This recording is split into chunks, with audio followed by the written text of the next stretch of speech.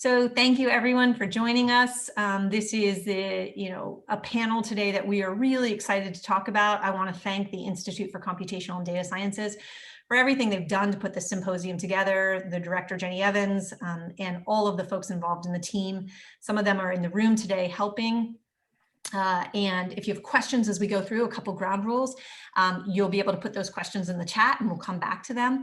I am McKenna and I'm an affiliate faculty with ICDS. And I want to just start by, first of all, thanking one of our guests who is here unexpectedly. And I'm going to go ahead and share my screen and get our PowerPoint going. Hang on one sec. I had all my panelists share and check, but not myself. So let's get up to the top there. All right. And we'll go from here. Let me just see.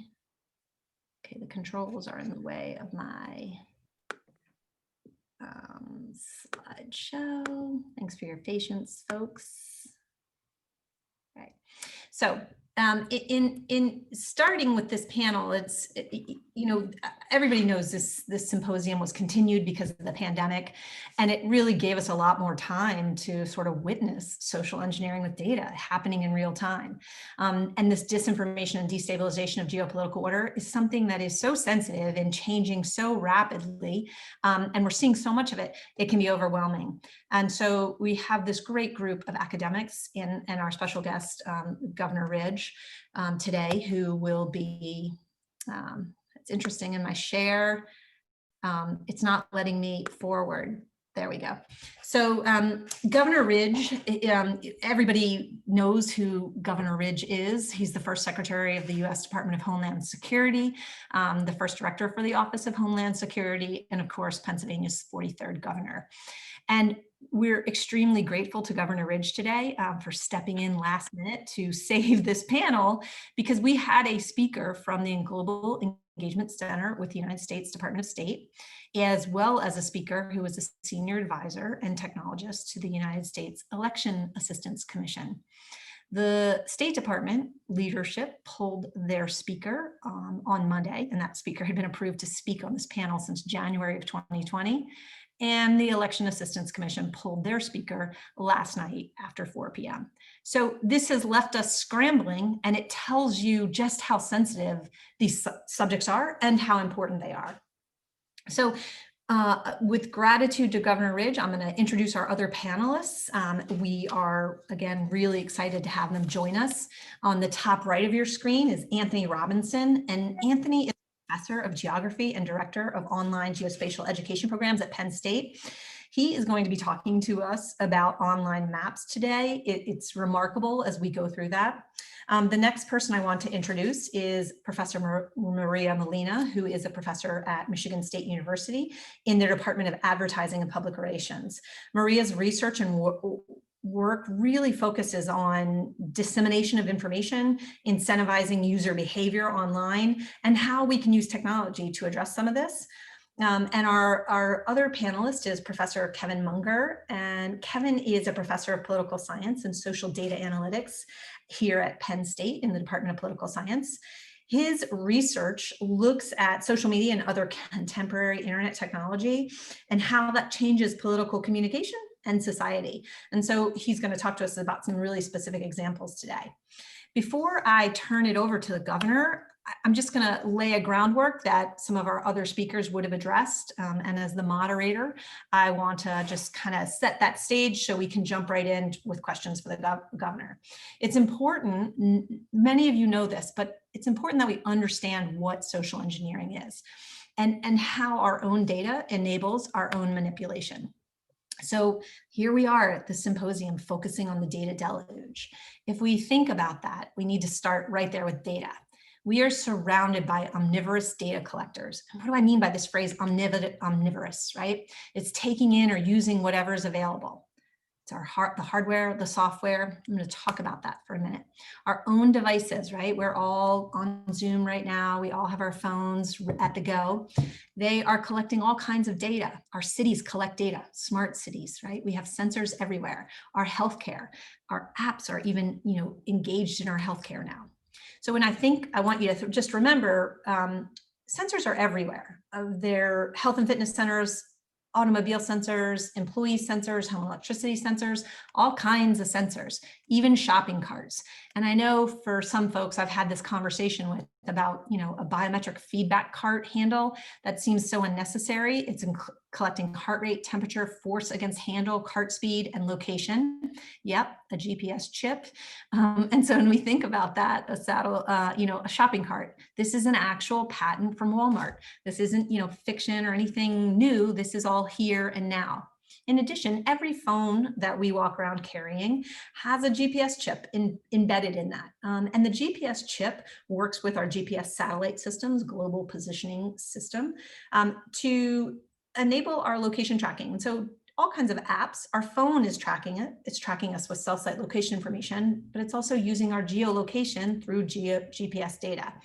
And so what does that enable? It enables geofencing. And some of us may have heard this term as we hear things, but just remembering that connected universe, right? Our location, what we do, where we do it, when we do it, and how we do it. All of it's tracked, right? So we have this merger from our smart devices with our sensor-based information collection systems, our apps, and then our communication platforms like Facebook and Twitter that are collecting all of this. And we have this merged information nexus. And so when we think about that merged information nexus, what's happening when we think about in context of social engineering and our communication platforms? Well, the Wall Street Journal did some pretty in-depth reporting on this. The New York Times has done this as well. But just sharing how when we give apps sensitive personal information, they share it with Facebook. What's really interesting about that is sometimes we can think, oh yeah, if you log in with Facebook to the app, that's how it's sharing. What was remarkable about the Wall Street Journal reporting is that it wasn't just Facebook users who Facebook was getting information about. In fact, apps in general were sending information to Facebook about people who weren't even connected to Facebook. So they found that there was no way for Facebook users to be informed about the data transfer, and they weren't provided with any way to stop their information from being sent to Facebook. So let's think about that for a minute. Even non-Facebook users were having their information set. The Wall Street Journal specifically looked at a heart rate monitor app, a ovulation tracking app, and a home buying app, right? So we've all looked at houses on the market if you've recently gone through a move, and all of that information, the prices you are looking at, the range of houses, sent to Facebook without your knowledge. So why is all of this data being collected and what's done with it? What's the purpose? It's for use and sale, and in particular for micro-targeting ads. Facebook, if we think about just this platform to focus on Facebook for a minute, and I know we'll hear about other platforms today, but it's enabling very tailored content to be created. And when content is created with using information that we know or that we don't even recognize has been collected about us, very intimate information, it creates content or allows advertisers to create content that is very manipulative, that we don't even know we're being manipulated, but we are. So created content, I use that phrase, and we know that these platforms are generating significant amounts of advertisement, and that there's significant amounts of content being created. I know specifically Kevin Munger will be talking about sort of what motivates people to create content and how we're manipulated both in our creation of content and then in the content we access and in the markets that we're given. When I say what is real and how do we know what's real, that's becoming incredibly difficult. It's becoming difficult because of technology, right? We don't know, we can't tell when fake videos are faked. And there's some of these more famous examples, but we're now really seeing that actively altered videos and content on social media platforms in political campaigns. It's really difficult when something, part of information embedded in an otherwise real message is fake. It's very difficult for any consumer to suss out what's real, what's fake. So I think that it isn't just with this, this idea of fake content that the problem is arising and that we see social engineering occurring. We also see attacks that are impacting elections in other ways. And this is real-time information. I was putting the slide together this morning, but I got my morning email from the Washington Post Cybersecurity 2.0.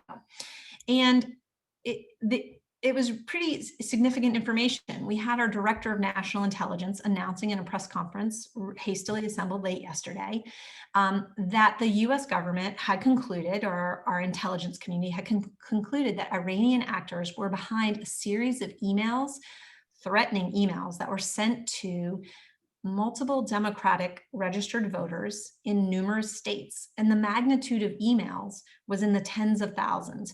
Google alone had over 25,000 email users receive this email. Google said some of that was blocked by spam filters, but at the end of the day, the email threatened, and again, it appeared as if it was from Proud Boys. It was not. That is not at all what the Director of National Intelligence concluded. In fact, it was a nation state acting against the US to create disruption, destabilization, and disarray of geopolitical order. But it appeared to be from the Proud Boys and threatened, if you do not vote for Donald Trump, we know where you live, we have your address and phone number, and we're coming for you. Of course, this blew up Twitter yesterday, last night after it. And one thing that's really important to recognize is this email isn't even a result necessarily of any election systems being breached whatsoever. Voter lists are publicly available or can be purchased. And so, as Matt Blaze from Georgetown points out, it's a trivial matter to combine public voter registration data with commercial databases to get email addresses and phone numbers. So here we see an attack on a system that shows how able we are to be manipulated because there's so much data about us that's readily available and easily accessible, and playing upon our worst, fears. And so with that, I'm going to turn this back over to Governor Ridge, because Governor, you have been at the front lines, both as the, as the first Director of Homeland Security and as the Governor of Pennsylvania. And in this service, that you have dedicated your career to, you've both fought the disinformation piece of it. You've experienced firsthand, in ways that none of us ever will, what it's like to go through the election process. And you have, both as Director of Homeland Security, the first Secretary of Homeland Security, and your continued work in the private sector, really been at the forefront of protecting democracy and the integrity of the US democratic systems. So I would be grateful to sort of, if you could give us your insight in these areas and what we're talking about. Some of the when I think about our speakers being pulled, I recognize the concerns about this are so significant, but at the same time, and I recognize the State Department and the U.S. Election Assistance Commission probably want to avoid bias in having speakers, and unless there be something 10 days before the election said that could be determined to, sway any bias. But this pulling of speakers also reflects both the sensitivity and the fear, and at the same time highlights what is a significant problem: the lack of transparency and the lack of access to information for US citizens about voting and about the democratic stability. So if you could share any of your thoughts on this, combating disinformation, ensuring access to voting, and ensuring a free and fair election, we'd be grateful for your insight. Governor. And well, thank you very much for the opportunity to join such a distinguished group of panelists with whom we've had the pleasure working before. I must tell your audience that before the video became apparent to all of you, I was alerted by the fact that I was soon to be promoted as a panelist.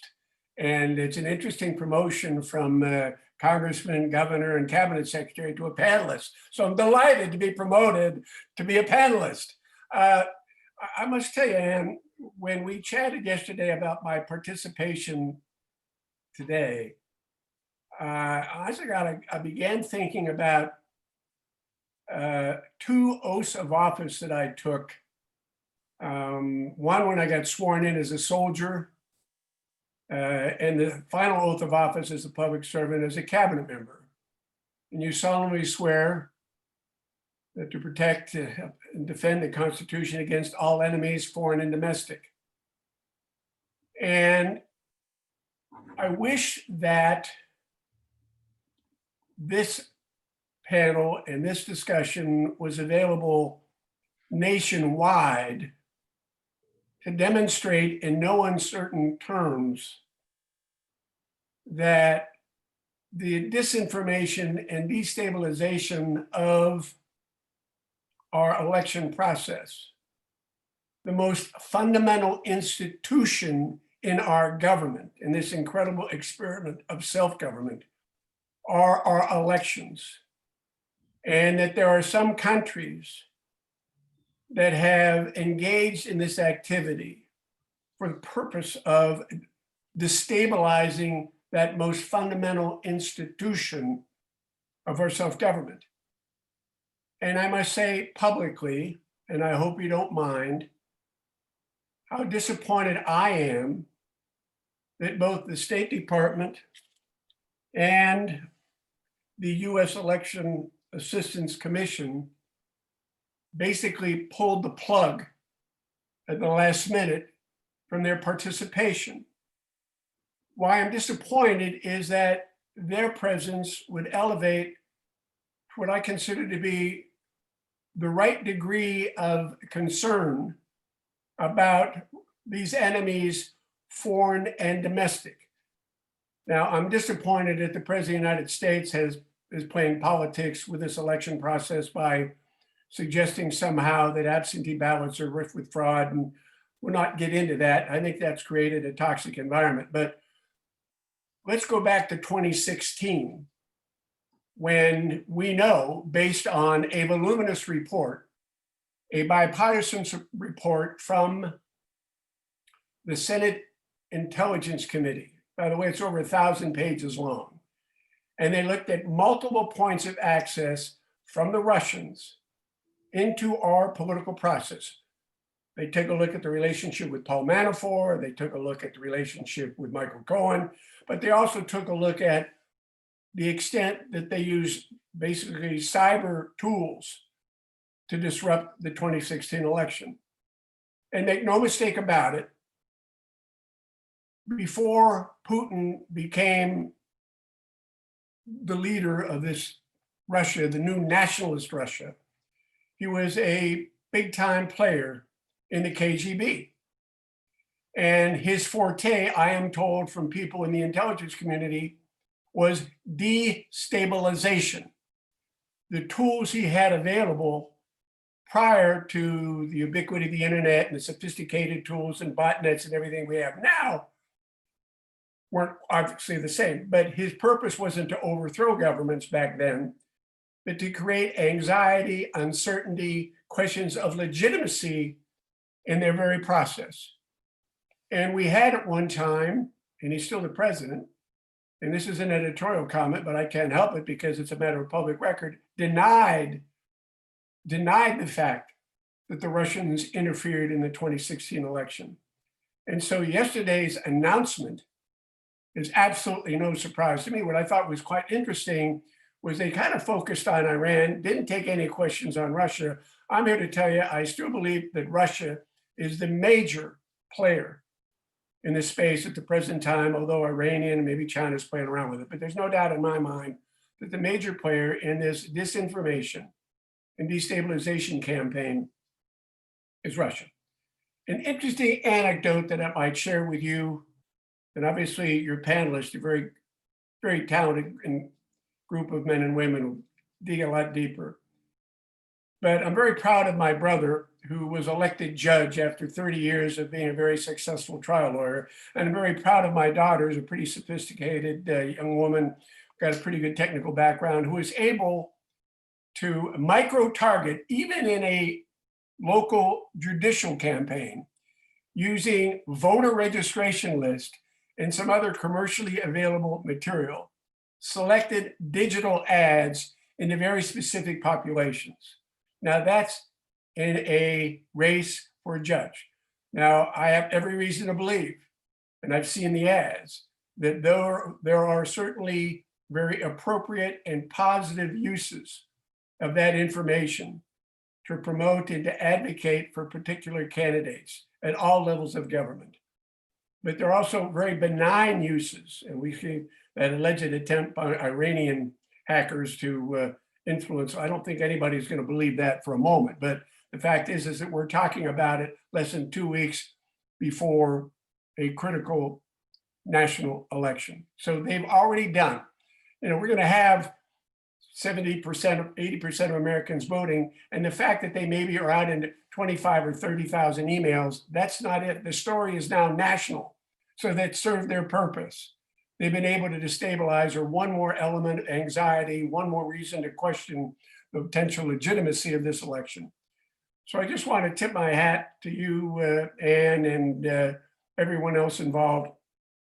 I can't help but say, Maria, one of the groups I'm working with is called Vote Safe. And we want safe and secure in-person balloting and absentee balloting. And I noticed you're at Michigan State, but it's a bipartisan effort. And I'm working with another public servant who I enjoy and I really admire, Jennifer Granholm, who is a terrific governor of the state of Michigan. The bottom line being, the ability in today's world, in a data-centric world, where so much of the data can be used in such a positive way, just to improve our lives, to improve the quality of education, to improve agriculture, to improve healthcare. But that data and its manipulation has geopolitical implications when it's improperly used, and clearly, no question about it, it has been and will continue to be used as a matter of statecraft by our enemies. You think of all the institutions of government, and I'll conclude with this, all the institutions of government, a document we revere in the Constitution, 3 branches of government, a federal system of government. I'm reminded of Benjamin Franklin was asked, are we creating a monarchy or a republic? And he says, well, it's a republic if you can keep it. And one of the most corrosive influences in the preservation of the institutions as we know them, and the republic that we've come to cherish, is to create the perception, and that's what the Russians are doing and others are going to do and continue to do as a matter of statecraft, that the most fundamental institution in self-government, our elections, is somehow illegitimate. And we start questioning the authenticity of our elections, we question their outcomes, and we go to undermine the most basic institution of self-government. I applaud you, Ann. I applaud this extraordinary group of panelists. I apologize I can't join you. I had to leave one event to come to this one, but I hope you've recorded it because I'd like a copy when you're done. And I do think it's important somehow, some way, maybe to disseminate much, if not all of this, to a broader public. Because, as I said before Vladimir Putin became the powerful man he is, his forte was destabilization. And we're quite aware of that. You're quite aware of it. I wish more Americans were more aware of it. So they would take the social media and the ads and the advocacy that they get on social media. I'm not saying be cynical, but question its authenticity, question its source. Doubt it from the get-go because there's no accountability to it. And I'm glad that you and this group are paying very close attention to that, and pleased to have been promoted to one of your panelists. Governor, thank you for saving us. You've come to the aid of many people. And this is another example of that. I think that you touched upon this perception, and the targeted goal is creating that perception that these are not secure systems. And so one thing I did see in the reporting was both the commentators and the reporters themselves noticing that this, revealing that there was no evidence here of an actual any state election system. No, there's not. What people in the audience should know is that since Russian interference, since the bipartisan Senate Intelligence Committee said the Russians were all over the 2016 election, whether the president agrees with it or not, you can't deny the reality, facts are facts, and it's a bipartisan conclusion. that election commission, for whatever reason, chose not to participate, has been working through DHS and with DHS with all state and local election officials, with secretaries of state around the country. And by the way, I might add, even though a lot of people, and even the president has questioned absentee ballots, by the way, he used it, he's using one himself. The safest form of balloting is still paper. So isn't it ironic in the 21st century that well, we may worry about, and there's been no evidence of tampering with any machines, ultimately the antidote technology is still paper. So, but there's no evidence of it. And by the way, I think it was Marco Rubio and Mark Warner who immediately after the announcement from, I'm just not sure if this individual's bona fides myself, yesterday said that there's been absolutely no evidence whatsoever forthcoming that they've in any way tampered or can impair the safety and security of this election. None. The only serious tampering I see, and again, it's editorial comment, is a president who has suggested that any delay after November 3rd in counting absentee ballots is probably indicative of massive fraud. And yet there have been no historical evidence of massive fraud. And some friends of mine, people I've known working Republican conservative election law lawyers say that's fake news. But the destabilization, as was reported yesterday, is not fake, it's real. And I don't care what the White House says, you can't deny it. That's what's going on. Yeah. All right. Thank you, Governor.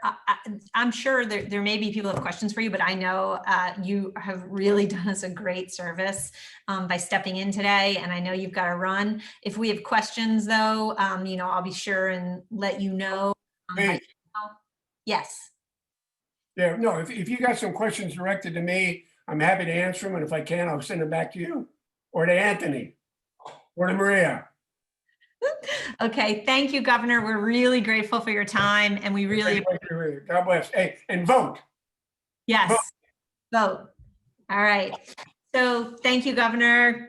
All right. So Kevin, I'm going to turn it over to you. I'm going to transition, you know, from the governor. I know, you know, some of the work you're doing right now to me is super fascinating. I know you're working with a large grant and doing really focused research on TikTok and YouTube. So I think that, you know, one thing we're talking about is sort of the challenge of identifying third-party interference and that comes about through the nature of the ecosystem itself, right? Like, how's content created? Why is content being created? Who's the content being created? And how's the content being used? And there's this confusion on these platforms over when content can be moderated. The rules seem to be changing rapidly, you know, in terms of what has to come down, what's permitted, what can go up. So in all of this, changing rules, not clear where content's coming from, it's really difficult for even a sophisticated user always to necessarily spot an influence campaign. And so, you know, I'm really excited to hear you talk about the research that you're doing with this, with influence content, why it's being created. So can you talk to us a little bit about what you're doing? Thanks. Yeah, absolutely. This has been a fantastic panel so far. So initially, I was very concerned about the outsized effects of social media and various kind of influence on older people who are less digitally literate. So I think a big story of the internet and why this crisis is happening now and has been happening recently, despite the internet having existed for some time before that, is that it was originally a system designed for and by young and tech-savvy people. And as the user base has grown beyond that population, there are simply people whose intuitions about how these things work are not as well developed.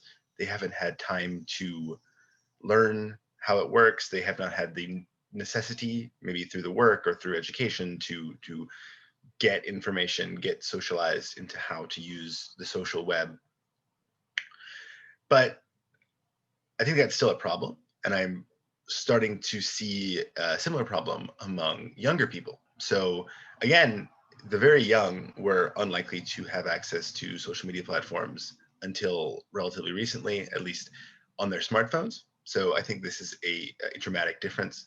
And in particular, I've been doing a lot of research on Generation Z and their embrace of TikTok, more recently, and before that of YouTube. So this generation is distinguished by the fact that they were raised with social media. So they're learning how to learn in the presence of these extremely complicated systems, this deluge of content and video content in particular is happening to them when they are young children. So one problem for social science is ideally, we all want to know, well, what does having a smartphone and social media as a young person do to the developing brain? And because of the nature of how time works, we're not going to have an answer to that for another decade. And yet we really want to be able to make policy before that happens. And so the way I think about this is simply look at how people spend their time. So if we conceive of humans are built by what they do, the fact that young people now are spending 4 to 6 hours a day consuming TikTok, YouTube videos means that something is going on. We might not have strong social scientific evidence as to what exactly that is, but we should expect something very important to be happening there. And so when I've been looking at TikTok in particular, I've been trying to understand what motivates people to both produce and consume content. I think TikTok is unique because the individual pieces of the TikToks themselves are extremely short, so they can be produced and consumed very quickly. And unlike the other social media platforms, which are built on user constructed networks. So think about Twitter or Facebook. You say, I want to friend this person, I want to follow this person, and that's how networks are constructed. That's how content flows throughout the ecosystem. On TikTok, the recommendation algorithm, the For You page, is the default mode of engaging with the platform. So this means when you log on to TikTok, the majority of time on the platform is spent on this recommendation, which you don't have to give any explicit information to the recommendation system. It just starts showing you TikToks, and then it learns what you like. So with far less intentionality on the part of the user, the algorithm behind TikTok, in combination with the massive amount of content they have access to, is able to put you into a space with other people like you. And ultimately, that seems to be a major motivation for young people. So today, especially during the pandemic, when TikTok has been taking off, the thing that young people want more than anything else is, of course, to socialize with their peers, and that is being denied to them, both because of increased pressure in terms of succeeding in school, because they're worried about their economic futures, and now because of the actual restrictions on mobility.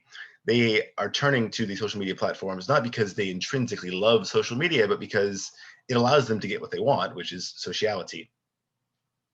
And in particular, there's a mode of engagement on TikTok that I keep seeing again and again, which seems odd to me as someone who's familiar, understands the dynamics of social media, but which I think makes sense if we reconceptualize it and think about what it is that young people want, and that's authenticity. So authenticity is a kind of tricky concept. It means being true to yourself. Personally, when I'm thinking about what I upload to social media, the idea of authenticity doesn't make sense because I know that I'm performing for somebody else. So when I'm constructing a post, when I'm writing something, when I'm tweeting something, I'm intimately aware of my potential audience, and I can't avoid but think about them when I'm doing the social media posting. For younger people in this younger generation who came of age, were born basically into the age of social media, there doesn't seem to be that remove.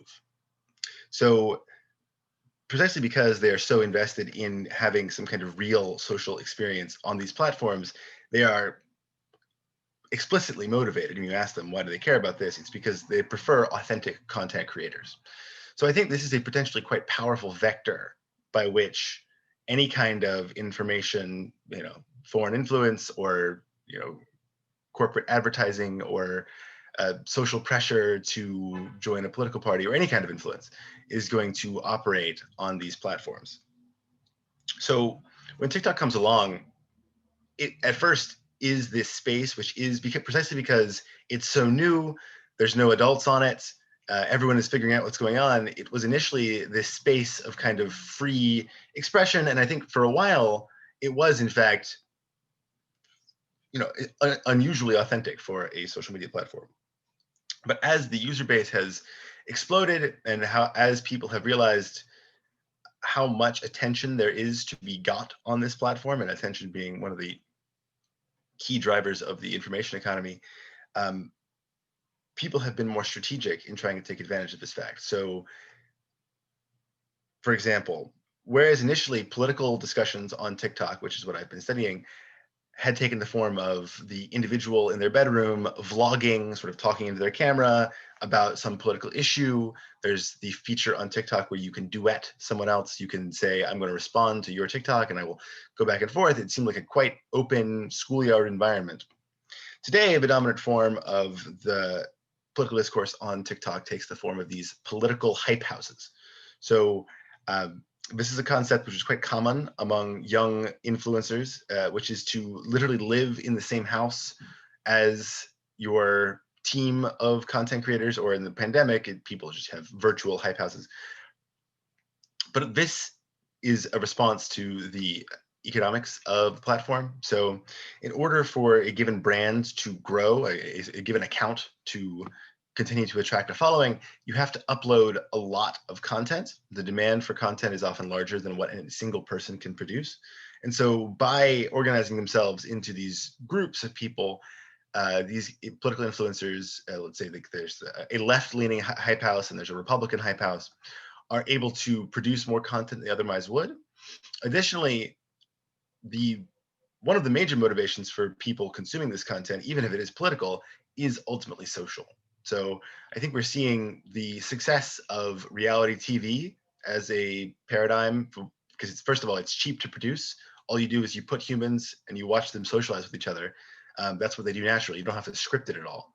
So the political hype houses today have taken that model and they have adapted it to the platform of TikTok. In this process, of course, we're moving from a world of authentic youth expression into a very strategic world where high-powered political actors understand that the future of the political parties is being shaped on these platforms. So already, all of these hype houses are funding themselves by selling merch. We're starting to see actual political advisors,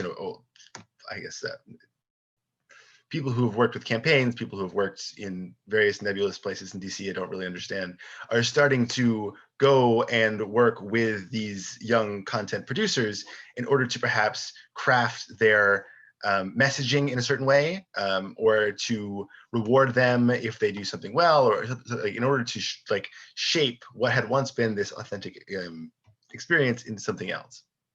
So that's one pathway by which we're smuggling in influence and strategy to the world of teens talking about politics to each other. Another important dimension, though, and this is something that I'm working on studying in the context of YouTube during the 2020 election right now, is seeing how the audience might be able to let's say, radicalize the influencer. So there's a narrative about YouTube, especially around 2016, that the recommendation algorithm and far-right content producers have been radicalizing young men who have been watching lots of YouTube videos and going down a rabbit hole of far-right content. So I think that I take one issue with this narrative, which is that a more important element of it relative to the algorithm, I think, is the simple fact of who is producing the content and who is consuming it.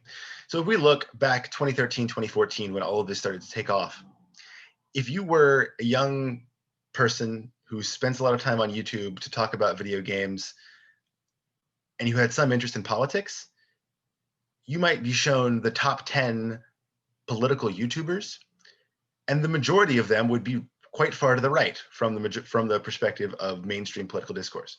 So the recommendation algorithm can only do so much with the content that it is being given. At the time, if you were a young person who was interested in a kind of countercultural, internet-focused, youth-focused aesthetic, and you wanted to consume political YouTube videos, you really couldn't find many that were on the left. And so understanding the dynamics that change the production of different pieces of content, I think is at least as important as understanding how algorithms are deciding which content that is produced goes where, right? And so many of these individual political YouTubers are driven by a motivation to make money, at least in the short run, to get attention, to get followers, to develop a community. In the long run, of course, for many of these people, their goal is to make a career of this. This is it's oft repeated fact, but I find it shocking still that the #1 dream job for the majority of children in the US today is not astronaut or firefighter, it is YouTuber. This is what people are being trained to want. And so many of these political YouTubers are in the same boat. They would like to live this lifestyle of talking into their computer every day and then getting enough money and hanging out with their friends online. That is their goal. Of course, many of them have a political agenda as well. They got into the game of producing political content because they think they have something to say and they would like to have people listen to them and perhaps change their minds. But there's a tension because they want to be able to project their own opinions, but they also want to say things that people want to hear because that's how they could stand to make money and develop their brand and ultimately make a career out of this. So another dimension, I think, of potential influence here is the commenters on YouTube videos, the audience for this content could ask the YouTubers to change what they're producing in a certain direction, right? And so the YouTubers often have very little sense of who these people are. I think Google, who owns YouTube, their approach to real name verification is far, far weaker. So to date, Facebook and Twitter have been quite concerned about preventing fake accounts. Google, like the people who are leaving fake comments on YouTube is a very low salience topic for basically everybody. If anything, the stereotype of YouTube commenters is this is a completely inane space where nothing interesting happens. But I think that this precisely makes it a potentially important vector for influence. So if essentially a state actor, a non-state actor, even a political campaign could have a dedicated team of a few dozen people trying to get these political influencers who have quite a large audience to shift their messaging a little bit.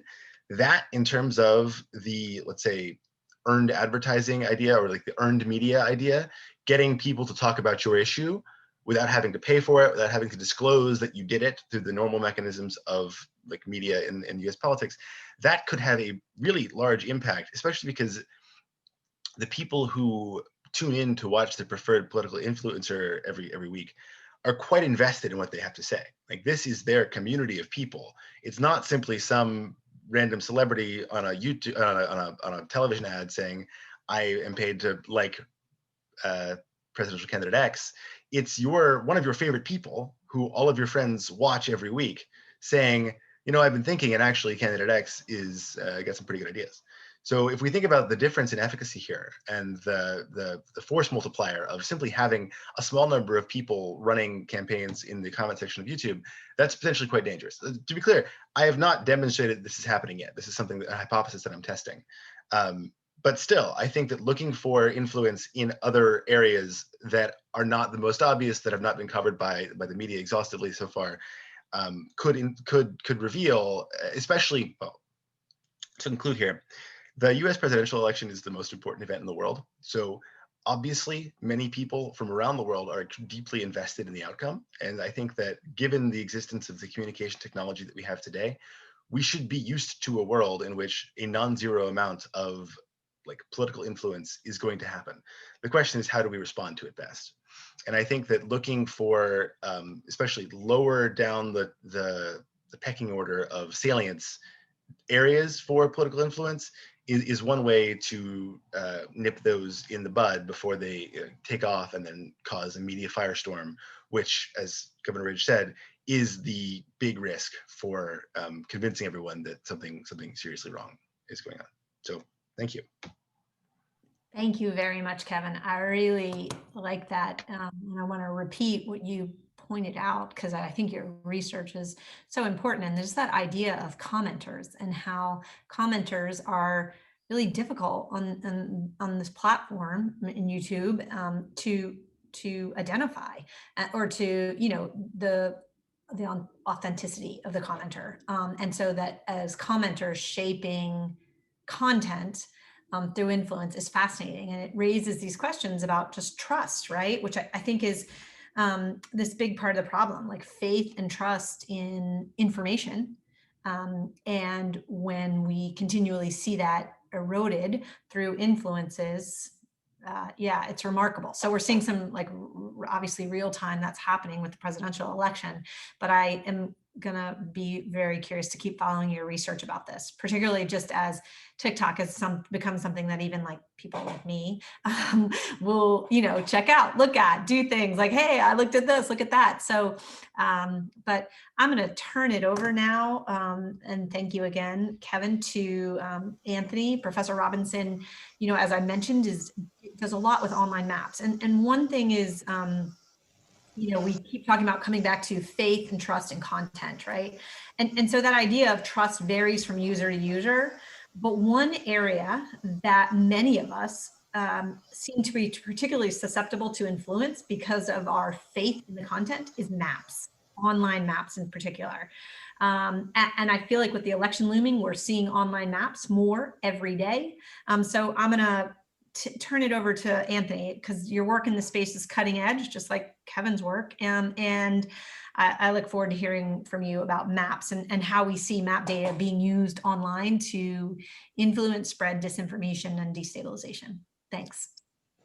Thanks so much, Anne. And thanks, Kevin, for the great setup as well. So he was just mentioning, thinking about like other niches of information that might be kind of ripe or interesting for potential vectors of disinformation. And I want to scare you today to think about another one, and that's about mapping. So I'm a cartographer, the Department of Geography here at Penn State. And I'd like to start with to posit something here, and that's that I think that it's possible that people trust what they see in a map right now, perhaps more than ever.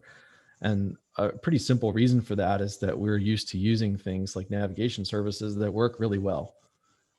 You can figure out almost, in seconds now, how to get between point A and point B, and it works really well. It works well enough that if it doesn't work at all, we get a little bit aggravated about it immediately, right? And that's a relatively recent development. As Kevin was mentioning, there's this generational change in how people socialize. There's also a generational change in how people navigate, for sure. It's now just a vastly different enterprise, and it works most of the time, quite well. And I think that reinforces trust in what we see in maps. But I'm here to maybe make the point that a lot of mapping is very messy enterprise, and especially thematic mapping. So when we're trying to tell a story about data, whether it's about elections or coronavirus, what's underneath the hood is really important to understand. This particular map, probably every single person on this call, I'm sure, has seen this. This is the Johns Hopkins coronavirus dashboard, which has been viewed now billions of times. And I think now pretty easily becomes the most human assessed perceived map in human history. So we don't know yet what that means for things downstream. But one little aspect of this that's kind of interesting is where does its data come from? It's a compilation of a lot of different sources. And one of those sources that kind of fascinates me is this thing called Worldometer. It used to be called, it's still called Worldometers, I think, on its URL, but it's known as Worldometer now. And a lot of people use this source, and its pedigree is very not well documented or understood. It appears to be kind of a collective of people, and it's distinctly anonymous. Now, it turns out that its data appears to match a lot of other credible sources, so that suggests that maybe it's fine. But it's just one example here of how things that, this is a potential vector for disinformation. Is that a popular website that people just kind of inherently trust because it looks credible, can kind of work its way underneath the hood of things that people depend on for their lives.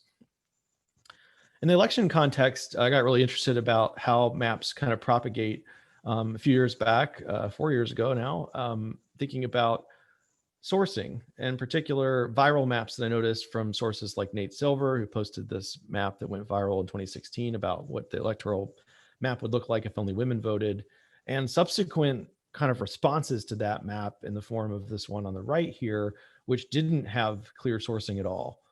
So we kind of know that one is coming from essentially a media source. And the other hand, this is one that appeared to be kind of coming out of the ether and was then made popular by plenty of people that are, blue check marks or relatively credible sources in that sense. So I wanted to know more about where these maps come from. And in the process of looking at that particular election example, there were hundreds and hundreds of responses to Nate Silver's original with kind of these hypothetical what if only X voted maps. This is a sample of 500 that I collected on Twitter and eventually did some analysis work with. And so is the response to a viral map, additional mapping? This is now something that lots of regular people can contribute to. They can have their own kind of response in line. So it's a democratization in some ways of mapping, but it's also ripe for maybe not great messages to be propagated further. The president then drove my point home really well about a year and a half ago with Hurricane Dorian by not just digitally manipulating, but using a piece of paper and drawing a different piece of data right in front of us. So this was the thing that I was kind of looking for in the digital world as a more subtle approach. And then he used a Sharpie and went and did it for me. This example, though, I think is a really important one. It caused a lot of consternation, obviously in popular media, but amongst the science community that work on things like hurricanes and crisis management, where public trust, these graphics are crucial to helping folks decide how they're going to evacuate states and areas due to impending hurricanes. And there are groups of experts that have spent careers making these cones more accurate, more useful for first responders and citizens on the ground.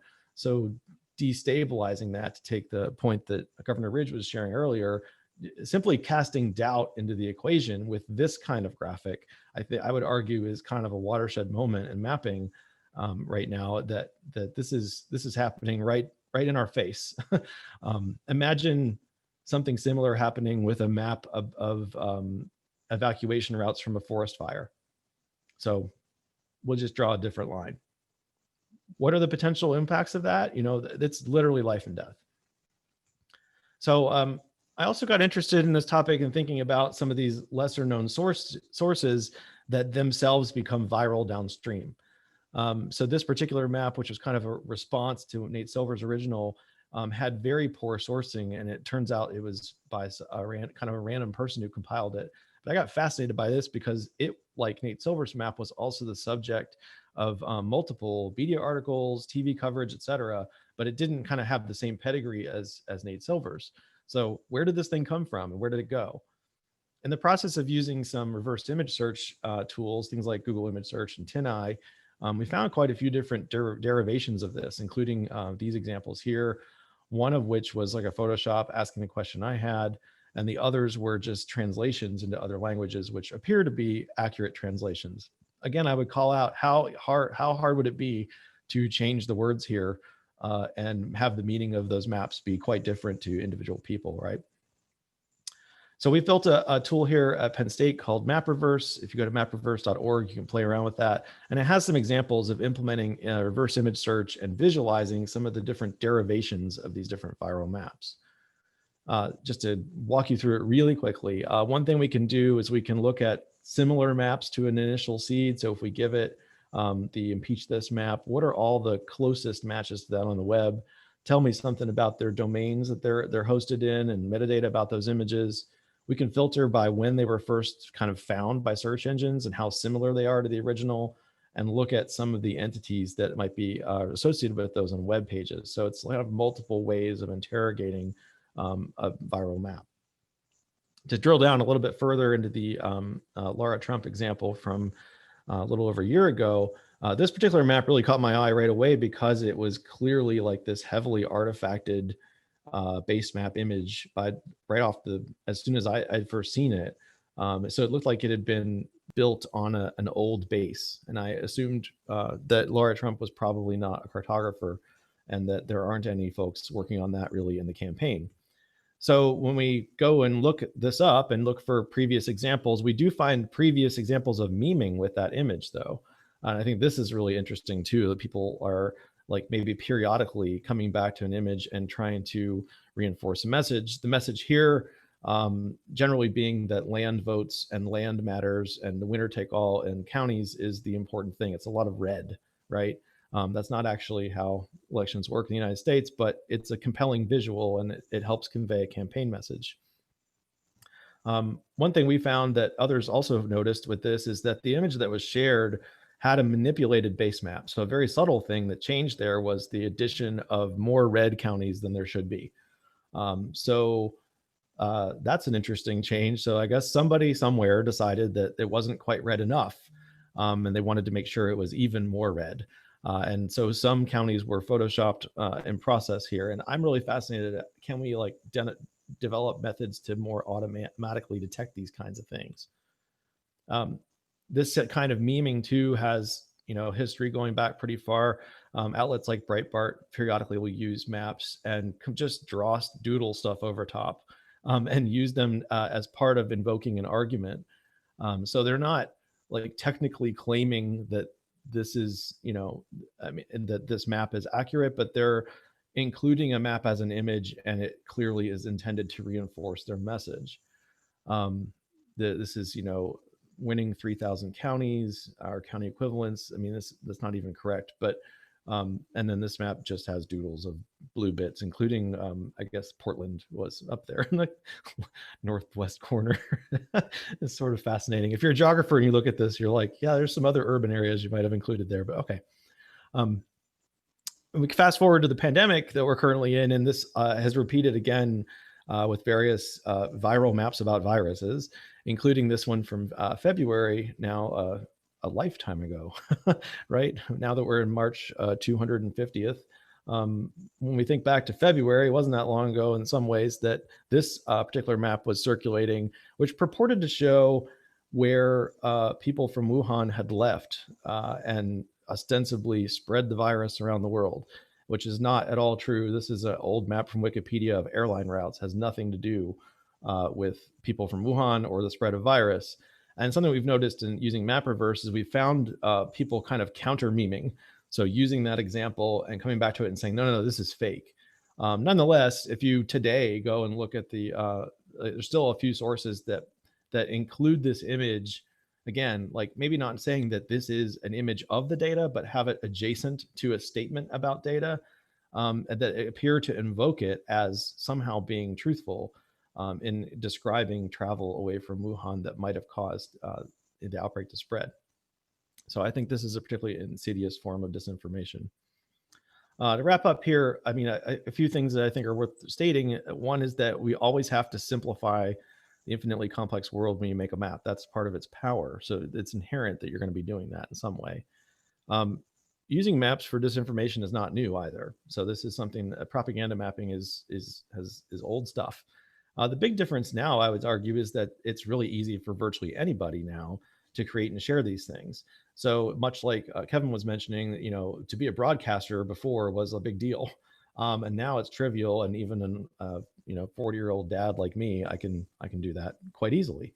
And maybe even I'll have an audience of, you know, 1 or 2 people. I think some things we can do and some ideas maybe for discussion here, you know, how do we make the sources of things like in my particular domain of mapping a little bit more obvious to users? When are things manipulated? How can you make those modifications more obvious to readers? Can we identify organic patterns of sharing versus more deliberate kind of seeding of a network? And I think we should also anticipate that this is going to get worse. It's now becoming increasingly easy to make interactives that you could actually make a disinformation focused interactive graphic or map quite easily too. And so that's what we're going to be facing next. And I think those will be even harder to pin down. So thanks a lot, Anne. Appreciate the ability to share this today and look forward to some good Q&A here in a little bit.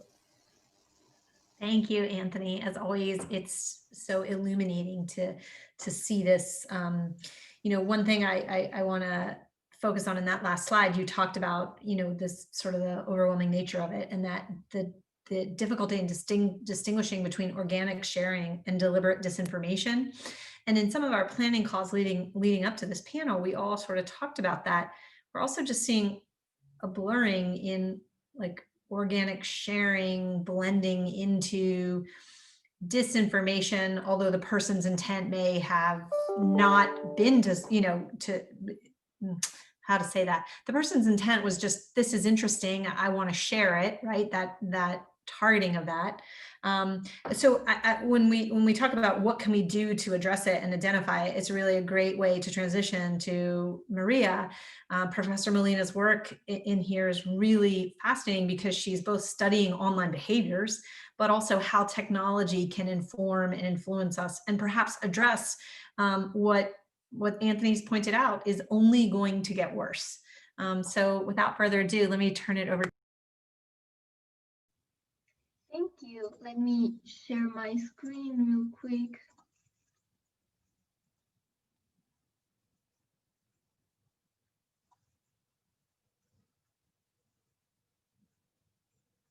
Okay, cool. So thank you very much for inviting me to this panel. I am very excited to share a little bit about my work. Like I mentioned, my name is Maria Molina. I'm an assistant professor at the Department of Ad PR at Michigan State University. And I would like to start by highlighting something that Anthony mentioned, and that is false news is really not a new phenomenon, but what is new is the source of false news. And what I would like to add is also the modality of false news.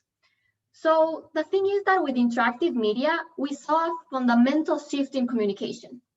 With traditional media, we had a source, which was typically a news producer, that shared a message through a medium to a receiver. But what happens now is that the receiver has also become the source of information. So with digital technologies, all of us can share, we can retweet, but we can also create our own content for dissemination among our audiences. So the question is, do people distinguish between professional sources and layperson source? And the answer is that people really don't. Now, another important change that occurred with interactive media is the following. Take, for instance, the newspaper. With the newspaper, we had clear divisions that will tell us this is opinion, this is entertainment, this is news. Similarly, we had these boxes that helped us differentiate advertising with news. So we had these clear categorizations that help us figure out what type of content we were reading. But let's take a look at what happens with social media. These are all examples from my own Instagram account. We have the New York Times, a sponsored content, and a brand that I followed. You can see there is an absence of categories. All of these types of content, though very different, actually look very similar. So how do we evaluate content in the absence of this type of categorizations? We utilize heuristics, which are triggered by affordances of technology. So take, for instance, the number of likes. The number of likes triggers this idea that if others think this content is good, then it must be good for me too. And this is what we call the bandwagon effect. And we actually tested this premise in an experiment. We gave half of our participants a real news and half of them the false version of the same news. See, what happens in social media is that when a real news, such as this one, is published, there is always someone creative to come up with a false version of the story. Now, additionally, half of our participants received the story with low number of likes, and the other half with high number of likes. And this is what we found. We found that when people were provided with the false news with high number of likes, compared to when they read the same false news story with low number of likes, or the real version with high or low number of likes, people were more likely to comment or share this story. So in other words, what happens is that when false news has received a lot of likes, it elicits this tension or agitation feeling. And in turn, people are very eager to comment, share, and engage with this type of content. So when we answer, do other users matter when evaluating and engaging with content online? We see that the answer is yes. Now, another important heuristic that we follow is what we call the realism heuristic. And this is a cognitive rule of thumb that essentially tells us seeing is believing. And we tested this premise as well in the context of India. And we provided participants the same exact story, either in text, audio, or video. And we found that when people saw and engaged with the video, they actually believed in the content more and were more likely to share it compared to the audio or text condition. Now, this finding is especially important with, for instance, deep fakes, where we can make people on video say untruthful things very seamlessly. And it kind of highlights a little bit of what Kevin mentioned earlier. So when evaluating content online in social media, we utilize heuristics such as the bandwagon and the realism heuristic, because we lack those categorizations that are essential for us to distinguish between the different types of content. But from the producer's end, we have the responsibility to more accurately convey these categorizations for more ethical communication practices. In a project that I'm involved with, we're actually doing this, and we're doing this in an effort to create a machine learning algorithm to automatically tag online content, whether this is false, real news, advertising, or opinion. And so as part of this project, we created a taxonomy of online information, and we identified 8 categories or 8 different types of contents that we are engaging in social media. And the purpose is to create that algorithm-based detection of false news. So this project is in collaboration with the College of Information Science and Technology of Penn State and the College of Communication. And it started back in 2017 when I was a student at Penn State doing my PhD. So it's a topic that I'm very passionate about. And as part of this project, with this category, so for each different category, we figured out unique characteristics that helped us distinguish among the 8 categories. And we did that from various conceptual and operational definitions of false news. And for instance, here we see an example for real news. And we see that it can be distinguished based on message characteristics, sources, structural, and network characteristics. So what do we mean with that? Take, for instance, linguistic characteristics. In this example, we see the word should. The word should is more likely to appear in opinion pieces versus real news. Here we see an example of sources. The Seattle Tribune does not even exist. Here we see an example of structural characteristics. This seems to be a website from ABC News, but when we focus on the URL, we see that the ending, the CO ending, is an indicator of its false nature. And then finally, we have network characteristics. So here we have a network indicating the spread of information. And we see a network of unknown sources. But take, for instance, this other example. Here we see the presence of CNN. The thing is that with real news is more likely to be picked up by news organizations. So based on these features, our collaborators at IST are developing a machine learning-based solution based on supervised machine learning. So what we do is we feed the features from false and real news to a machine learning model. And we train it based on content that has been categorized previously by organizations like Snopes or PolitiFact. And then what we do is we test the model and we see if the algorithm can detect between the different types of content. So in this example, we see a binomial classification, real versus false news. But in our approach, we're looking at a multinomial approach. So we also classify opinion, native advertisement, and the other types of online content that I showed you before. So what is important to understand is that there is no one indicator or characteristic that alone will provide a classification decision into what type of content we're talking about. So for instance, in the example that you see in the screen, the algorithm will first identify if this article has narrative style writing. If the answer is no, it goes to the next indicator, source verification. If the answer is no, it goes to the next indicator, and like that until we reach a classification decision. Now, we also provide an accuracy score, and that also helps us to further assess the veracity of our classification. So when we try to answer if we can detect misinformation, I think we're on the right track with this algorithm, but I also wanted to talk about 2 important considerations. One is dissemination of false news evolves very quickly, something that Kevin talked about. So in 2016, a large volume of disinformation came from articles like this one. But nowadays we see videos, we see deepfakes, we see TikTok. Some of these content are more difficult to assess its veracity. We also see memes being disseminated. The line between satire and misinformation can be very tricky. And secondly, how will users react to content classification by AI? Will users actually be okay with a content classified in a particular manner? We conducted a study to assess this.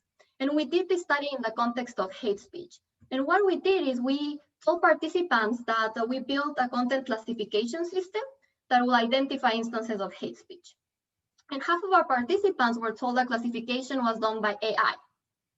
The other half were told that it was done by human.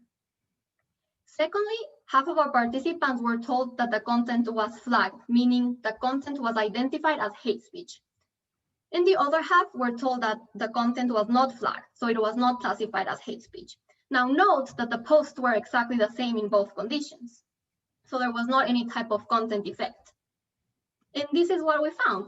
We found that regardless if the classification was done by AI or by human, users trusted the system more when it did not classify the post as hate speech, meaning the content was not flagged.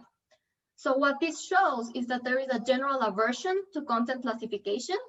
And one of the reasons this happens is because in social media, we expect to have agency. We expect that we can post whatever we want.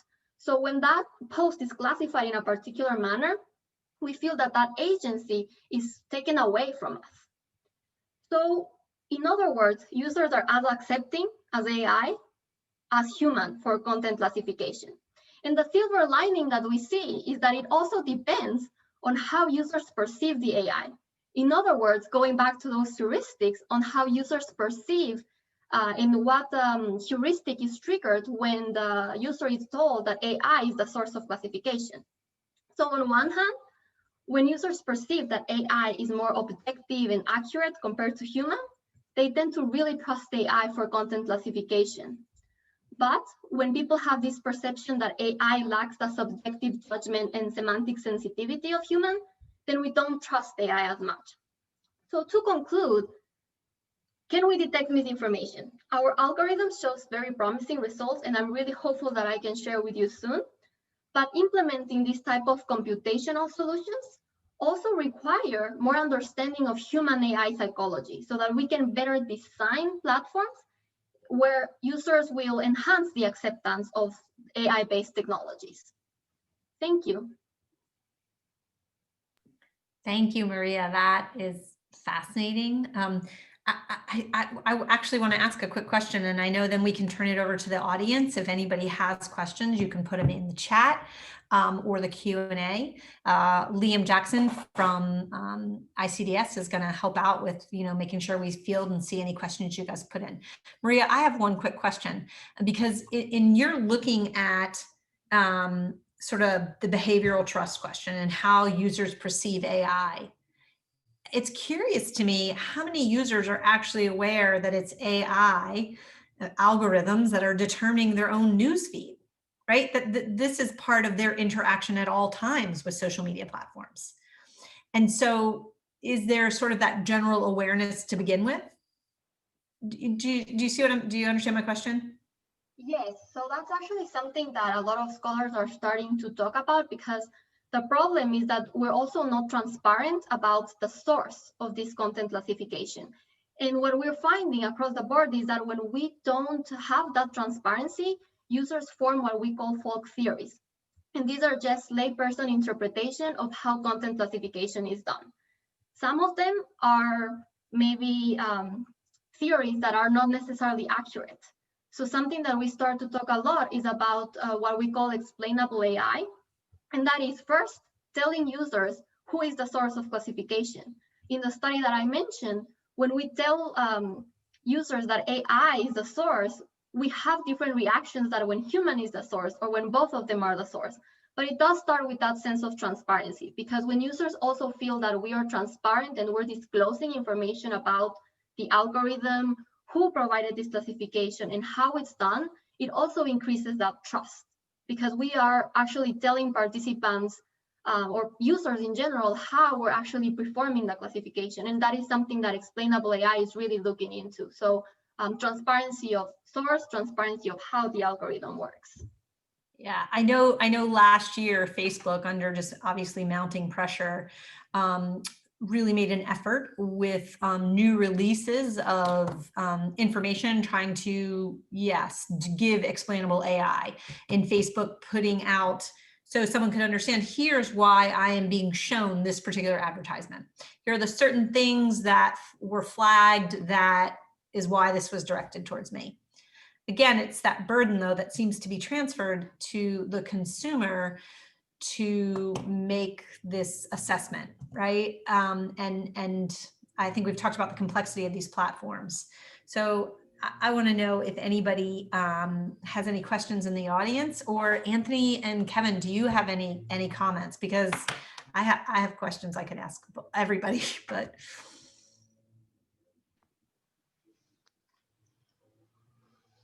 Kevin? Sure, yeah. So I mean, I think a useful comparison point is always how much of what's going on is because of the complexity in the algorithms, and how much of it is because of the explosion in the capacity of every person to send broadcast communication. Because these two things happen at the same time. We can't look at history and say for sure which of them is driving it. I think a useful point of comparison is WhatsApp. So WhatsApp is the dominant mode of social media use in most of the world. And misinformation, rumors, all of this is rampant. And there is no algorithm on WhatsApp. It is simply people sending things to each other. So it is clear that we can get misinformation and conspiracy theories and all of these nasty things without algorithms. It's not obvious to me that we could get it without the widespread penetration of the ability to produce and broadcast messages by everyone. So I think that focusing on that side of it is useful going forward. Yeah, the context, that's fascinating. And the comparison to WhatsApp, I didn't stop to appreciate that there's not an algorithm doing that there. Anthony? Oh, sorry. I was just thinking about the example with WhatsApp, and though I agree, like a lot of the dissemination comes, from the user, I think it's also important that we consider AI as a possible solution as well, in the sense that with WhatsApp, the problem that we have is that because it is an encrypted messaging service, it is based on more interpersonal communication, it's harder to actually detect the misinformation that it's being disseminated. Yeah, yes. Anthony? Yeah, I think building on that point that Maria just raised, there are a lot of sources that are still really closed in terms of our access to them as researchers. And that's a source of frustration I have at the moment. Like looking at stuff on Twitter is interesting, but it's such a tiny slice of society that actually engages on that platform. And going forward, we can expect completely new platforms, just like TikTok and others that have emerged, that will be probably less likely to have just nice open API access to us going forward. And at the same time, might actually be more compelling to end users, more addictive in a sense. And so the power of disinformation might be amplified in those contexts. And we're going to need some way to assess what's happening in those spaces, and it's at the moment really hard. And if you're not picked, if you're not funded on a Facebook grant, for example, like good luck, like you're not going to get any access to that data. And usually, actually, the one of them that I applied for from the Facebook Foundation for WhatsApp made it clear that you would actually have no access at all to data as part of the grant. So who actually gets to see this stuff? I mean, this is kind of an interesting policy question, I think, going forward too. So I think a lot, and we haven't really gotten to that, but it was part of that broader, subject matter within our panel. We haven't really gotten into this question of content moderation. And though, like Maria's touched on it, I think everybody's touched on it in their own ways. And Anthony, you make the point of policy. but really, how, until we have clear understandings across platforms, and the only thing, in my opinion, and that's of course because I see it through the lens of law as a lawyer, is regulation that addresses this. And so we don't want to do anything that interferes with the freedom of these communication platforms, but at the same time, that regulation of how something can be identified, right? Like, what is the onus on the platform publisher for allowing misinformation to spread? And that goes back to this question of content moderation is so really uniquely challenging in the US system with our First Amendment rights. But how do we address that, right? How do we make sure that there is a way to rein in the spread of disinformation, not just identify it, but what are the consequences for failing to stem the knowing spread of disinformation? I mean, it's a really complex question. But it seems to me from listening to everyone's points here is one, like transparency, a clear explainable AI, as Maria pointed out, but also how in the US are we going to address this from a legislative standpoint? And we certainly don't have a lot of legislation coming out of Congress these days with respect to that. Lots of hearings, but not really lots of consequences or actions from those hearings. Any other thoughts, Anthony? So one thing that makes me think about, and because I'm not a lawyer, I can just ask this question of you, since you are, and you must know everything about all law, right? So I'm going to make that assumption here, which is not correct, but so humor me with it. But it made me think about consumer protection laws, right? So I assume that those must hinge on establishing some level of harm to the consumer, right?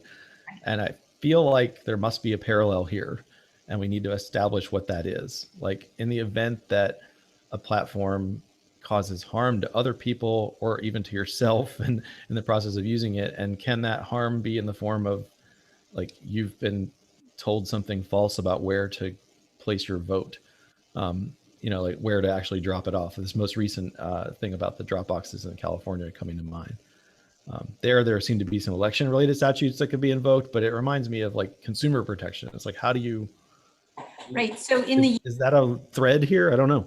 That is an important thread. In the US, we have federal laws against false and deceptive advertising that causes harm to consumers. That's enforced by the Federal Trade Commission, the FTC.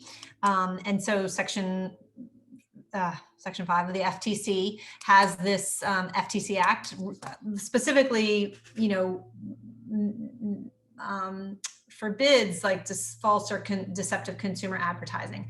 There are other things in law that could come into play in addition to consumer protection rules. Every state has some version of consumer protection laws as well. And the original purpose of that obviously was to police advertisers. Part of the problem in this challenging ecosystem, and I think some of the stuff Kevin was talking about makes it very clear, is like, what if somebody's not an advertiser? What if they're creating content, but they're not defined as an advertiser under the law? So we have a set of laws that are very clear, but no longer apply to an information ecosystem. Whereas think back to Maria's slide, that was this perfect example about how the information receiver is now part of the content creator in that loop. So this is evolving and changing so rapidly, our laws aren't really addressing that very clearly. Another thing, Anthony, you made this point about, what about a false map that has somebody putting down a false exit route or evacuation route for a hurricane or a fire? And what are the consequences of that? And that's where things like negligence might come into play, right? Like somebody who's put this out there and knowing that it could have the consequence of somebody listening to it, responding to it, and therefore not evacuating and dying when they otherwise would have evacuated. So that seems a very stark example, but that's, to go back to my comments, none of this can be addressed unless there's clear laws. And we have laws that were set up for publishing liability in a pre-internet era, and we still have not adjusted to that. We also, and I know we talked about this at our election hacking event, the four of us in DC in February before the pandemic, and we could all be in person at Capitol Hill. We talked about that that Communications Decency Act, right? That somehow we've now, through the Communications Decency Act, Section 230, taken away publisher liability for these online platforms. And is that appropriate? And doing so in the name of the First Amendment, when in fact it allows destabilization and the spread of disinformation without protections that we would normally see through consumer protection law or other forms of legal protections like invasion of privacy claims and whatnot. Really complex. So we have a couple questions here. Is there any research to assess what are good ways to inoculate consumers from fake information? Anybody want to address that? In the chat? In the chat? Yes. Do you have the chat, Kevin? You want me to respond out loud though? Good. Yeah. So sure. Yeah, I've been seeing some research with a psychology professor named David Rand, who suggests that a big part of the issue is attention. So because people are so used to scrolling through and not really thinking very much, simply priming people to think about accuracy for one of these before they decide what to do with a piece of content, or to giving people just a second, giving them a prompt to pause and think, seems to actually go quite a long way. So in other contexts, for example, when there have been experiments about people's ability to differentiate between real and fake news, just making them spend more time on a task makes them better at it. So I think that's a fair comparison to where we are. If you're scrolling through a feed, each individual piece is not very high stakes, right? It's just making a binary decision over the course of 1 or 2 seconds. And so increasing the stakes, making it take 5 seconds, could have a significant impact on that. And for what it's worth, that's what Twitter's been doing this past couple. I'm not sure if you'll have seen, but they're doing an experiment where they're making it harder to retweet. So they're making people press the button twice, basically. And this is supposed to impose some frictions on the flow of content, which I think is a good call. I think that slowing down the spread of fake news, or just slowing down the spread of everything, gives real knowledge actors the time to get the good information out there and not get beaten to the punch by fake information. That's fascinating. Anthony, were you going to say something?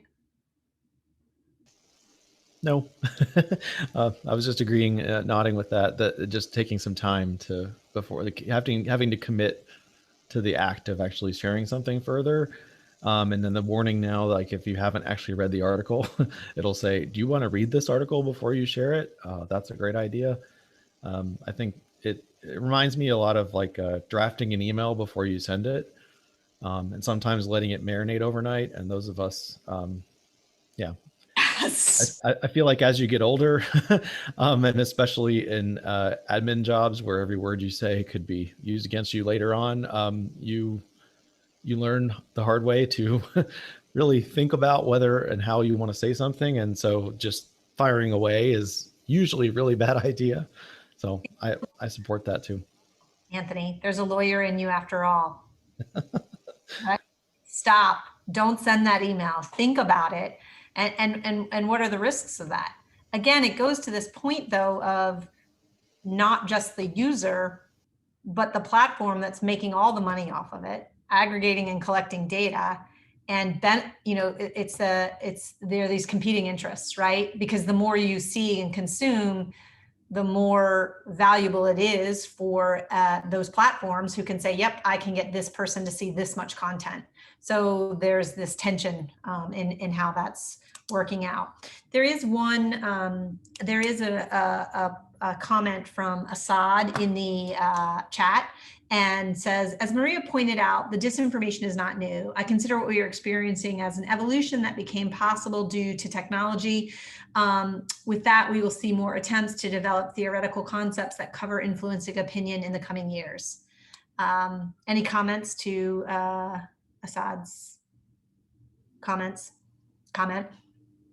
I think like something to also point out is, yes, we see like a lot of misinformation being able to be disseminated quicker with technology, but we also have to point out that with technology, we can also kind of get the help to counter this type of information. And so it's not only about the bad of technology, and that's something that I wanted to highlight from Assad's comment. Like technology can also help us to maybe pick up which type of information we're talking about, or even beyond that, what Kevin was mentioning, we can also use technology to design it in a way that we elicit more thinking from users.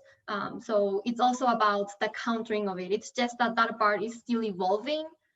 So there is like that balance to consider, I think. Thank you, Maria. I want to thank everybody. We're out of time now, but my thanks to the panelists, Kevin, Maria, Anthony. It's always a pleasure.